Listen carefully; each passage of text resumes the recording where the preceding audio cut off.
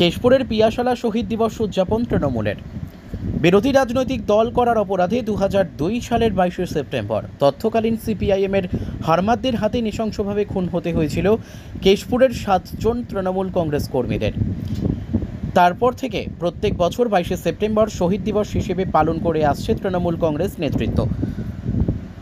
তোর ব্লক তৃণমূল কংগ্রেসের উদ্যোগে এবং 3 নম্বর অঞ্চল তৃণমূল কংগ্রেসের ব্যবস্থাপনায় পিয়াশালায় পালিত হলো শহীদ দিবস। 2002 সালে শহীদ তৃণমূল কর্মীরা হলেন অজয় আচার্য, নবকুমার সাহা, স্বপন সিং, শেখ আলাউদ্দিন গায়েন, শেখ তাজ মোহাম্মদ, দিলওয়াল ও শেখ শুকুর আলী।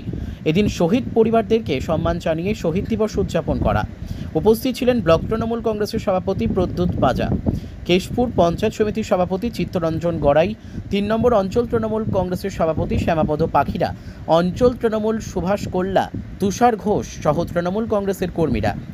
শহীদ পরিবারদেরকে দলের পক্ষ থেকে বিশেষ সাহায্য সহযোগিতা করা হয়। শহীদ দিবসের মঞ্চ থেকে কার্যত সিপিএম কর্মী সমর্থকদের হুঁশিয়ারি দেন প্রদ্যুৎ বাজা। তিনি বলেন, কারো মায়ের কোল খালি করে রাজনীতি করে ক্ষমতায় থাকা যায় না। ব্যুরো রিপোর্ট, সত্যের সন্ধানে কেশপুর।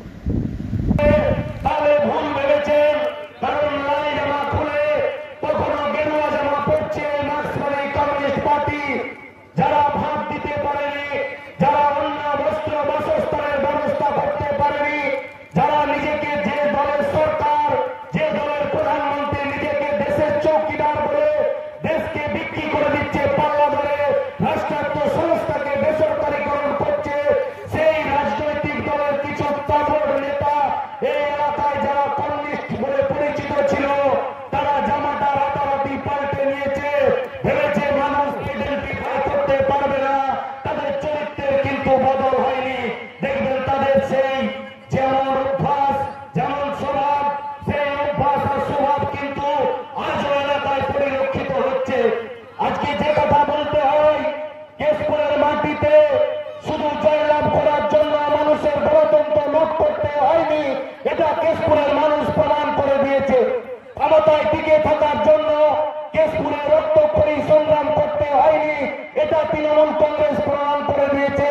কারণ আমাদের নেত্রী সর্বোচ্চ মমতা বন্দ্যোপাধ্যায়, আমাদের প্রিয় সেনাপতি অভিষেক বন্দ্যোপাধ্যায় নির্দেশ দিয়েছিলেন যে পঞ্চায়েতে মানুষের পঞ্চায়েত গঠন হবে।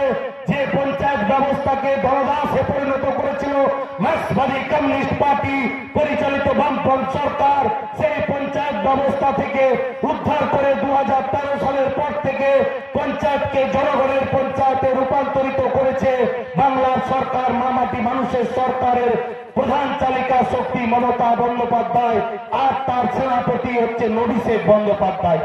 2023 সালের পঞ্চায়েত নির্বাচনে বিরোধীদের কণ্ঠস্বর রুদ্ধ করা হয়নি, গলা টিপে ধরা হয়নি, নমিনেশন ফাইল দিতে বাধা দেওয়া হয়নি। নির্বাচনে লড়েছে, পরাজয় স্বীকার করে বেড়ালের মতো পালিয়ে গেছে। আজকে ডেটে দাঁড়িয়ে বলছে